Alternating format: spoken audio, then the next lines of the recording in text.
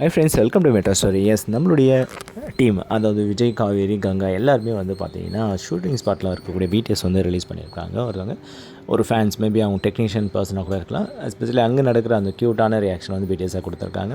ஆக்சுவலாக டேக்கிங் வந்து இப்போ லாஸ்ட் ஃப்ரைடே வந்து உங்களுக்கு எபிசோடு வந்து பார்த்தீங்களா நேற்று. ஸோ அதோடைய ஃபினிஷிங்கில் வந்து அவர் உள்ளே வந்து தாத்தாவாட்ட பேசிவிட்டு வெளியே வருவார். ஸோ சித்தப்பாவை கை வச்சு நீங்கள் எதுவும் சொல்லி வெளியே வந்துட்டு ஆக்சுவலாக காவேரிக்கிட்டேயும் அவங்க சரதாமாகிட்டே பேசிவிட்டு அடுத்து இவங்ககிட்ட பேசணும், கிருஷ்ணாகிட்ட டைலாக்கு உள்ளே போங்கன்னு சொல்கிற மாதிரி.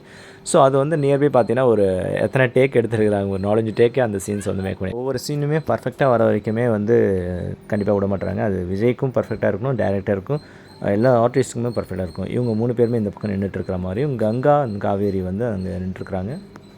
ஸோ கங்கா வந்து என்ன செய்யணும்னா விஜயோட ஃபேஸை வந்து பார்க்கணும், ஓகேங்களா. காவேரி வந்து ஃபேஸ் டு ஃபேஸ் அவங்க வந்து கை பிடிச்சி பேசுகிற மாதிரி, ஏன் நீ அவனையும் மறைச்சிட்டு இருக்க அந்த சீன் தான். ஸோ கிருஷ்ணாவை முறைக்காத நான் தான் பேசிகிட்டு இருக்கேன்ல அப்படின்னு சொல்லிட்டு அந்த சீனை பேசிட்டு அடுத்த கிருஷ்ணாவை வந்து எல்லோரும் உள்ளே போங்க சொல்லிட்டு அவங்க இதான் ஒரு நாள் தான் பிரதர் உங்களுக்கு டைம் அப்படின்ற மாதிரி வார்ன் பண்ணுற மாதிரி தான்.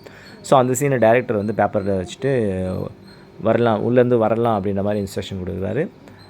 ஸோ ப்ளீஸ் அப்படின்னு சொல்லிட்டு அந்த டைலாக் அத்தைக்கிட்ட, ப்ளீஸ் அத்தை எதுவும் பேசாதீங்க எனக்காக, நான் பார்த்துக்குறேன் அப்படின்ற டைலாக்கை பேசிவிட்டு அடுத்து காவேரிக்கிட்ட வந்து பேசணும். ஸோ அங்கே வந்தோடனே அவருக்கு ஸ்மைலிங் வந்துடுது. அந்த சீன்ஸ் மறுபடியும் கட் பண்ணி திரும்ப டெக்னீஷியன் பேர் மொத்தமாக வந்து பேக்கில் போயிட்டு திரும்ப உள்ளே இருந்து அவுட் கொண்டு வரணும். ஸோ அந்த சீன்ஸ் மேக்கிங்கை தான் பிடிஎஸாக வந்து கொடுத்தது. பார்க்க நல்லா இருந்தது. ஒரு பக்கம் இவ்வளோ வந்து சீன்ஸை வந்து மேக் பண்ணி எடுக்கிறாங்க. ஒவ்வொரு சீனும் அக்யூரேசி வர வரைக்கும் உடவாக எடுத்துகிட்டு இருக்காங்க. ஒருத்தர் தப்பு பண்ணாலும் ஸ்க்ரீனில் தெரியும் இல்லையா.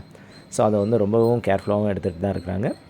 ஸோ அவங்களுடைய ஆக்டிங்ஸும் நமக்கு பார்க்க நல்லாயிருக்கு. அவங்களுடைய ஸ்மைலிங் ஃபேஸோடு ஆக்டிங் பண்ணிகிட்ருக்காங்க. சீரியஸாக இருந்தாலும் அந்த செட்டில் இருக்கும்போது ஆக்டிங் ஸ்மைலிங் ஃபேஸ் தான் எல்லாருமே. ஓகே, இது போன்ற வீடியோஸ் தொடர்ந்து நம்ம கொடுத்துட்டே இருக்கும். நம்ம மெட்ரோ ஸ்டோரி சப்ஸ்கிரைப் பண்ணி, ஷேர் பண்ணி, லைக் பண்ணி, கமெண்ட் பண்ணுங்கள். தேங்க்யூ.